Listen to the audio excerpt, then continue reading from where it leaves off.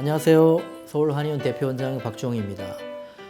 이번 시간에는 지난 시간에 이어서 나도 치매에 걸릴 수 있을까라고 걱정하시는 분들의 어떤 상황들을 설명을 드리고자 합니다.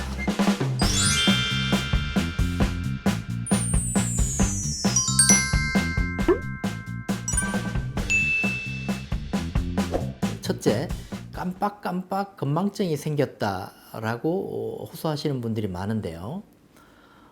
예를 들어서 나 치매인가 봐 이렇게 이야기하시는 분들을 주변에서 많이 볼 수 있겠습니다. 요즘 건망증이 생겨 고민이라는 사람들이 많은데요. 농담 삼아 하는 말이겠지만 그 마음 안에는 어느 정도의 진심 어린 걱정이 서려 있는 경우가 많습니다. 하지만 대부분은 치매라기보다는 집중력이 헝클어져서 나타나는 단순 건망증으로 일종의 주의력 장애에 가까운 분들이 많습니다. 근데 조금만 건망증이 있어도 혹시 나 치매 아닐까?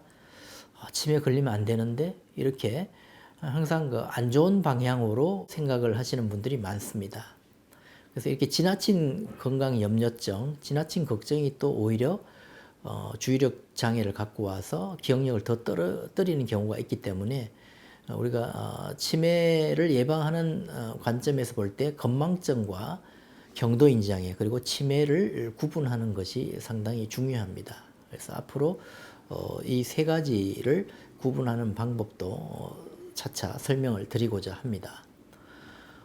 치매의 원인과 예방, 치료에 관한 연구는 여전히 밝혀지지 않은 미지의 영역이긴 하지만 최근 연구자들의 공통적인 의견은 치매를 유발하는 가장 큰 원인은 유전이 아니라 생활 습관이라는 것입니다. 이것이 상당히 중요한 것입니다. 그러니까 치매는 유전병이 아닙니다. 생활 습관병이라고 볼 수가 있습니다. 그러니까 후천적인 그 영향을 더 많이 받는다는 그런 의미가 되겠죠. 이것을 역으로 이야기하면 우리가 후천적인 음식이나 생활 습관 또는 운동 이런 것들을 좋은 쪽으로 지키고 실천하고 또 마음도 긍정적으로 가지면서 취미 활동을 잘 해 나간다면 치매를 미리 예방할 수 있는 계기가 될 수 있다. 이렇게 좋은 쪽으로 생각할 수가 있습니다. 그만큼 평상시에 뇌 건강에 좋은 음식이나 기억력이 좋아지는 취미 활동 또는 운동법 등으로 치매 유발 인자를 다스린다면 치매를 예방할 수 있는 강력한 힘이 될 수 있다. 이렇게 볼 수 있겠습니다. 이처럼 뇌 관리의 중요성이 비단 노년기에만 해당되는 이야기는 아닙니다. 건망증을 비롯한 여러 가지 인지장애가 발생하는 연령대가 요즘에는 점점 낮아지고 있는 게 현실이기 때문이죠.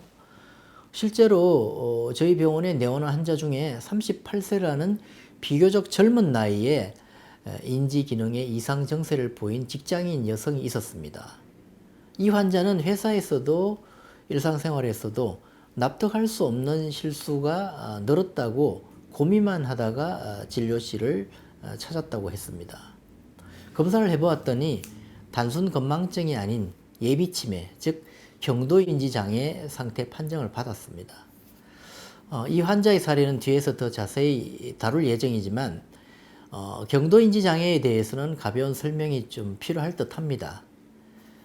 쉽게 말을 해서 치매 바로 직전의 단계, 그만큼 장차 치매가 발생할 확률이 높은 군에 속한다는 의미가 경도인지 장애이기 때문에 이 경도인지 장애는 각별한 주의가 필요합니다. 경도인지 장애라고 하는 것은 건망증보다는 심하고 치매보다는 아직 증상이 덜한 건망증과 치매의 중간 단계라고 볼 수가 있습니다. 그래서 이것을 예비치매라고 표현하는 경우도 있습니다.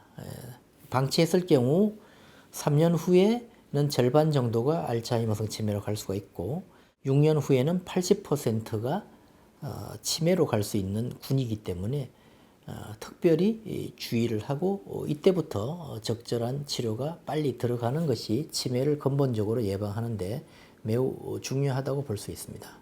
그래서 우리가 어떤 기억력 저하가 나타날 때 이것이 건망증인지 아니면 객관적인 인지장애가 나타난 경도인지장애인지를 구분하는 것이 상당히 중요합니다. 왜냐하면 건망증이 바로 치매로 넘어가진 않지만 경도인지장애는 3년에서 4년, 6년에 걸쳐서 절반 이상이 치매로 넘어갈 수 있는 고위험군이기 때문에 그렇습니다.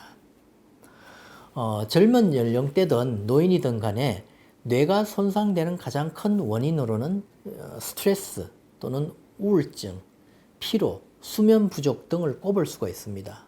이와 같은 원인들로 인해서 뇌세포가 공격을 당하거나 뇌의 명령 전달 체계에 이상이 생기면서 집중력 저하나 기억력 저하 등의 현상을 초래할 수 있습니다. 정신적, 육체적 스트레스나 우울감의 원인을 찾아서 해결한다면 건망증이나 경도인지 장애도 자연스럽게 호전될 수 있습니다. 문제는 개선 이후에도 뇌를 얼마나 잘 관리하느냐에 따라서 재발 가능성이 달라진다는 점이죠. 퇴행성 뇌질환은 나이와 상관없이 뇌를 혹사시키지 않는 것이 가장 중요합니다. 두뇌를 쓸 때는 열심히 가동하더라도 뇌에 쌓인 피로를 제때 풀어주고 혈압이나 당을 관리하듯이 뇌로 가는 혈관과 혈류량 등을 늘 신경을 쓴다면 효과적인 치매 예방법이 될 수가 있습니다.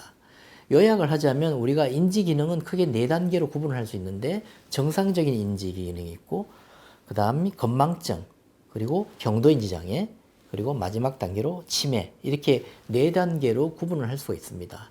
근데 건망증도 정상적인 건망증이 있고 위험군이 있고 중증 건망증이 있습니다. 3단계로 나눌 수 있는데 정상적인 건망증까지는 우리가 신경을 쓰지 않아도 됩니다. 하지만 위험군의 건망증이나 중증 건망증은 적절한 치유 훈련이 필요합니다.